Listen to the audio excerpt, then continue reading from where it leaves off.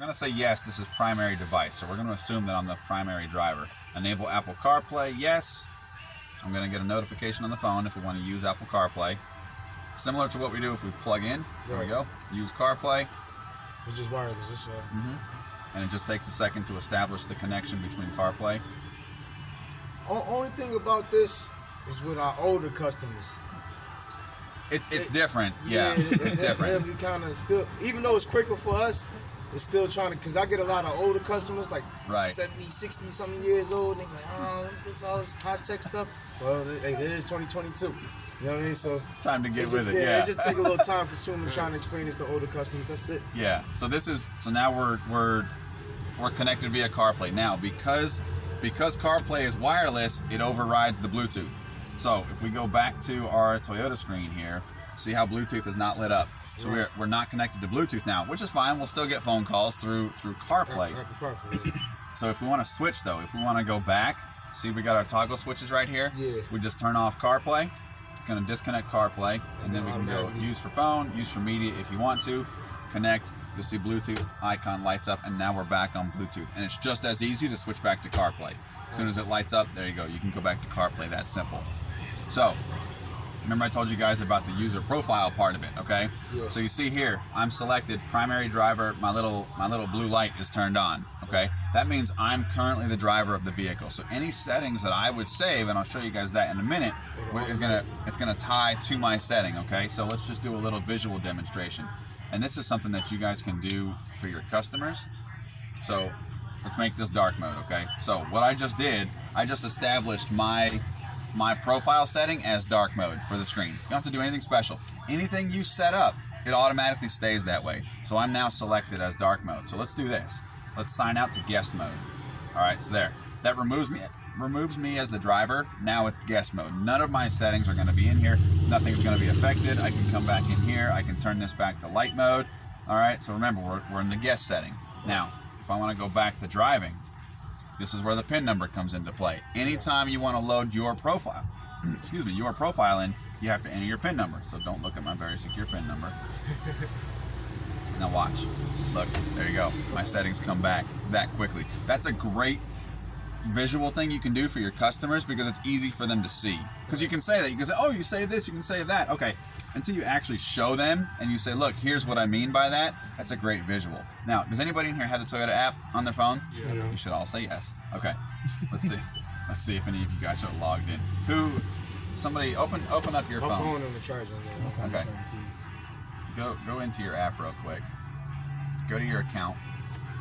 Is this you? Yeah. Look at that. It knows you're here. Oh, shit. It already knows. It's smart enough.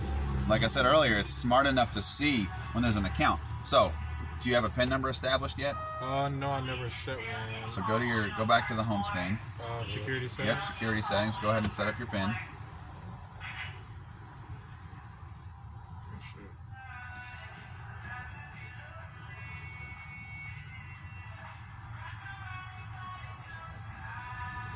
All right, so you got that established? Let's do a little refresh here so it'll pick you up with the PIN number this time.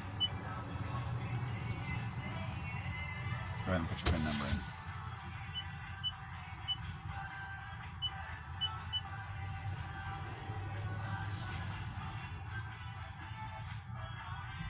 Okay, so now you're in here as the driver. Now look, what this is asking, you can store one primary driver. So I'm currently set up as the primary driver. You're currently a guest. Now, if you were, let's just say it's a husband and wife that buys it. If you're the wife, we could establish you as a secondary profile in the vehicle, but we could just do not save. Okay, profile is not saved. What does that mean?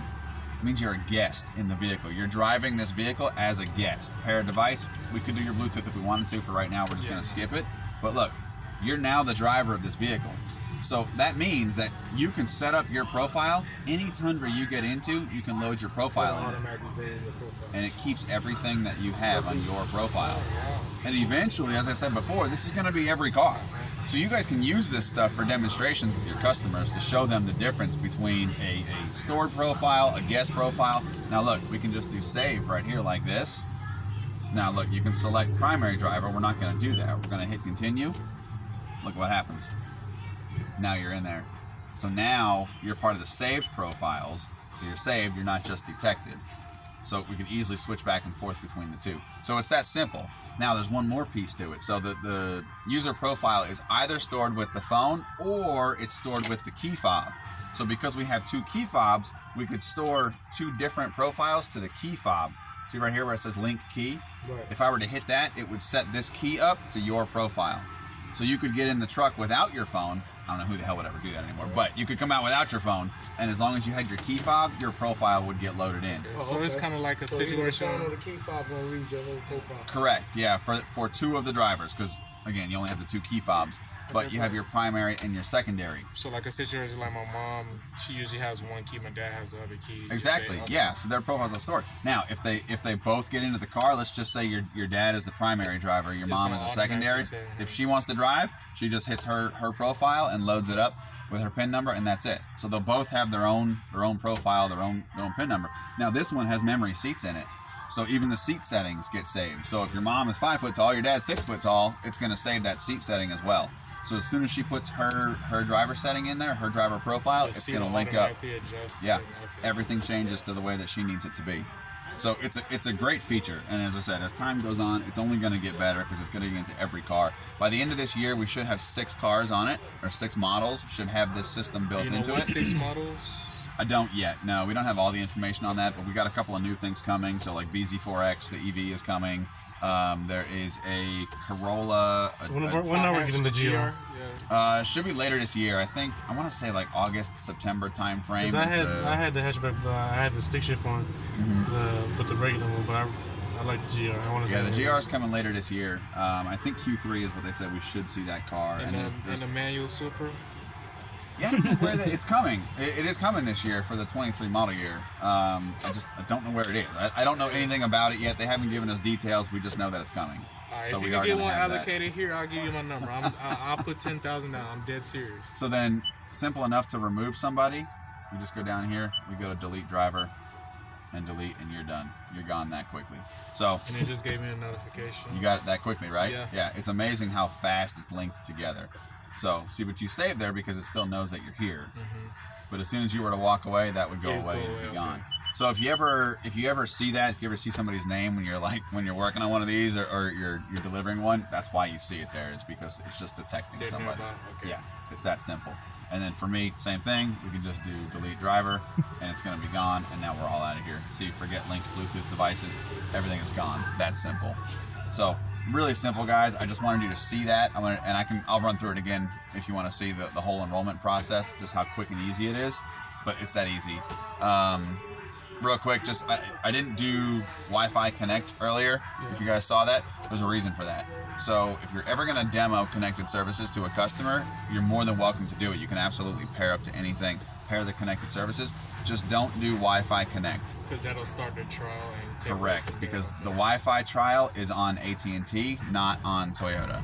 So everything else, it goes off the RDR of the vehicle. So you can drive connect 100 times if you want to before that car is RDR'd. The minute it's RDR'd and delivered, it turns on, it activates the trial period for that customer. But the Wi-Fi Connect, as soon as you activate it, if I were to activate it today, that trial period starts and the customer's going to lose it. So don't ever do Wi-Fi, but everything else you can do, absolutely. Yeah. Okay. So let's see if so just basically do that first step where they set up the PIN and the phone number, and then when they come out here, just add in the phone number along with the PIN. Basically, when they come out of finance. Yeah, and you don't even need the PIN number to establish it. Okay. Once you establish connected services, the primary driver is already established. So you don't have to do the PIN number. That's only if you're changing accounts. But just have that PIN number established before you ever come out here.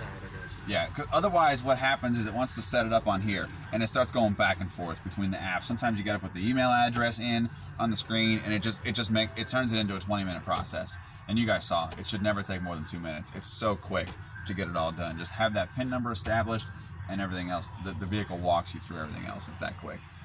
Yeah. So, any questions you guys have on anything? No, that's all. No? Okay.